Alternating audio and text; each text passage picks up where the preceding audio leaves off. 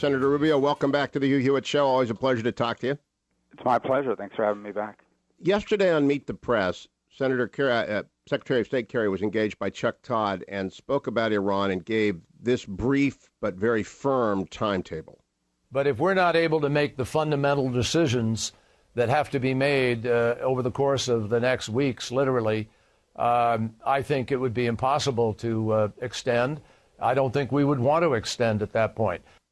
Now, Senator Rubio, John Bolton was just on saying, look, they're telegraphing a deal. The deal's all but done. What do you make of Secretary of State Kerry's appearance and this deal that is in the offing?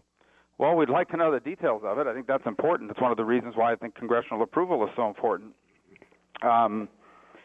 So that's the first thing I'd like to, focus in on. But look, I don't know what kind of deal they keep talking about. The only deal that I believe is acceptable with Iran is that they abandon their nuclear enrichment program. If they want to have nuclear energy, which, by the way, an oil-rich country doesn't need, but if they want it, then they can have it the way South Korea gets it, the way Japan gets it, the way most of the world gets it, and that is they enrich and reprocess abroad, and then it's shipped in, and they put it in their fuel rods, and they use that to power their country.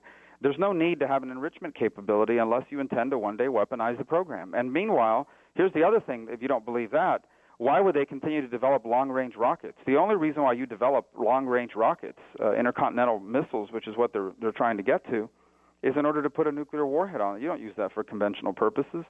So, again, I just don't know why they don't see that. Maybe they think they're trying to buy themselves some time, but to me it's an unacceptable risk to have a radical Shia cleric, the supreme leader of Iran, someone who has openly said and believes that his faith compels him to trigger an apocalyptic showdown with the non-Islamic world.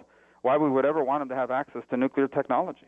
So do you read this as an inevitability on the part of the Obama administration that they're trying to get a deal done before the Kirk sanctions bill can get through the Senate?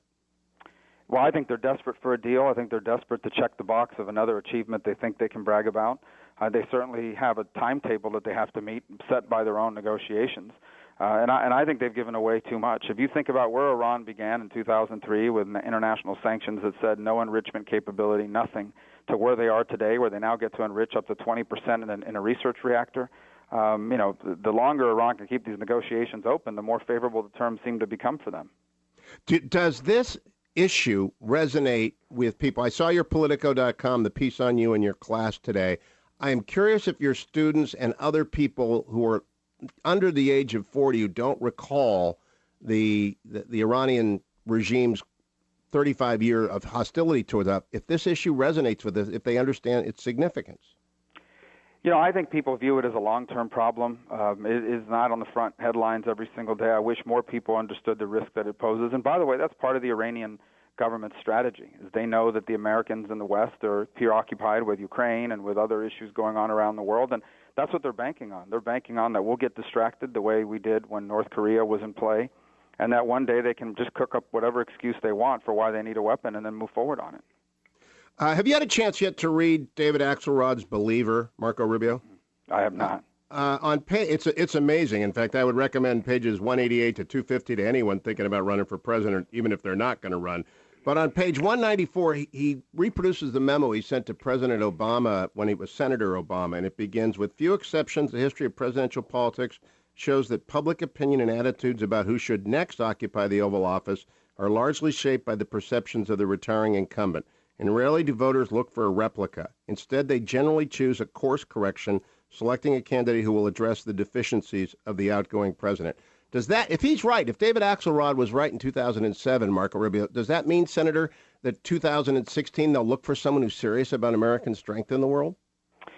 Absolutely, I hope so. And I think they'll also hopefully look for someone who has more of a track record than just a handful of years as a backbencher in the state legislature, followed by a handful of years in the Senate, having not really been any serious about any major issues. As I look at my own considerations, I'm reminded that I served 9 years in the Florida legislature, the third largest state in the country. I was its presiding officer for 2 years and also ran the Florida House from an administrative point of view. Served 4 years in the Senate, where I've dedicated a significant amount of time to both travel and study and actually involved in shaping the policies on everything from the Western Hemisphere to policies in Asia. And I think that obviously not just me, but there are others as well out there running who bring to the table characteristics that are much different from the person who currently occupies the office. But look, the biggest problem with Barack Obama is He was elected on the notion that here was this young candidate that was going to bring about generational change in our policies, and then got elected and basically pursued the same tired big government ideas of the last 60 years. The other thing that Believer makes clear, David Axelrod's account, is that the Iowa campaign began in January of 2007, announced formally in May of 2007, and that you need that much time. Do you feel like you've got to decide soon if you're a go? Yes, absolutely. I think that running for president, especially in states like Iowa and New Hampshire, those are states that expect to meet the candidates on multiple occasions and get the measure they take of the person.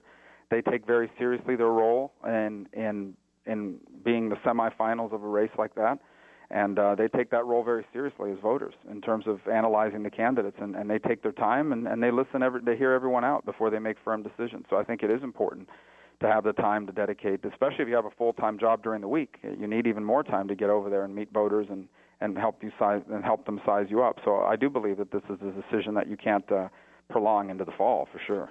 Jonathan Martin reported at the New York Times that you've hired Jim Merrill, who was a coveted Romney aide, to run your New Hampshire operation. Does that commit you to running? Well, Jim's a very talented person, someone who we've really admired in our time visiting there, and we value his strategic advice beyond simply New Hampshire, although that's certainly a place he knows quite well. So we're just glad to have him on our team. In terms of our process, we're getting closer to making a final decision, and that's a decision that only I can make about where the best place for me to serve this country is at this time in my life and in my career. And obviously, if we decide to run for president, having someone like Jim on board would be a tremendous asset. When President Obama decided to take on Hillary Clinton, it was quite the strategic choice because he took on a big name and a big brand, similar to what you'd have to do to take on Governor Bush, who's clearly running. Does having your friend in the race in any way, and some people say your mentor, hold you back? No, that's an interesting question. First of all, I think we're going to have multiple candidates that are of high quality, and Governor Bush would be one of them. I wouldn't be running against Jeb Bush. If I ran, I would run because I believe I'm the right person for the right time in our country's history, and certainly voters will make that decision, not me. My job is to go out and do the best I can if I decide to run for president to convince them that that's me. But I have admiration for him and continue to have personal affection for him as well. I think he's going to be a very strong candidate. He's going to raise a lot of money, has a lot of smart people around him on his team. He'll be a very significant candidate, but I wouldn't view it as me running against Jeb Bush. I would consider running whether he was in the race or not in the race. And so to me, it really has nothing to do with him. It has to do about where I feel like I can best serve America at this time in America's history and at this time in my life and in my career. Last question. How much will issues like the Iran deal have to do with your decision to run or not run? Well, that's a great question. Look, I think it's important. I think you can do a lot in the Senate to further national security issues and foreign policy.